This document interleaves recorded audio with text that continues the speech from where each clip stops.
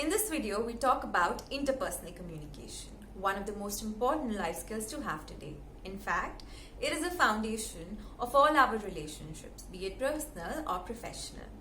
So now, I give you quick 7 tips based on my own personal experiences on how we can strengthen our interpersonal communication. Point number 1, listening. How many times you would have noticed that we, instead of listening to the person in front of us, actually wait for the person to stop so that we can start talking? Instead, be a patient listener. Try to hear out what the person has to say. Point number 2, understanding perspectives. Being in the shoes of the other person. We never know where a person comes from, what are the circumstances, what might be going in his or her mind.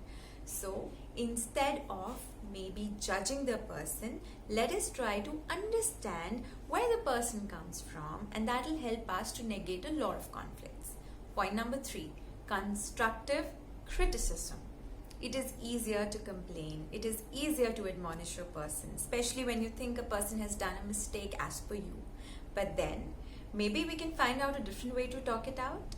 Simply admonishing the person would bring the person in a defensive way, and that person might not be able to realize what improvement might be required.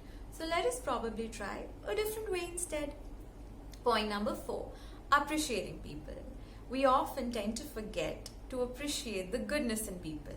It is easier to complain, but it is difficult to find the good in people. Is it? Really? It is not.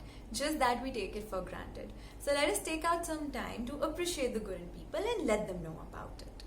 Point number 5, smile. It's such a beautiful thing. And when you give one, you actually receive one as well. There is a lot of positivity around as soon as you smile. And maybe there is someone around you who doesn't have it anymore at the moment to give. So maybe your smile makes a difference to their life. Point number 6, be genuinely interested in the well-being of people. When they see that you actually care for them, you actually take out time to hear about what's going on in their life, they actually demonstrate more trust in you. Just for example, in the workplace, I remember one of my bosses, I have had different experiences, but one of my manager was such a beautiful human. He, even when he used to talk about work, he used to take out some time to just check on you if everything is going on well in your life. So be genuinely interested so that they will also feel that the person cares for you, and then they'll also be ready to help you whenever you require. And the last point is accept your mistake if you feel you have done one.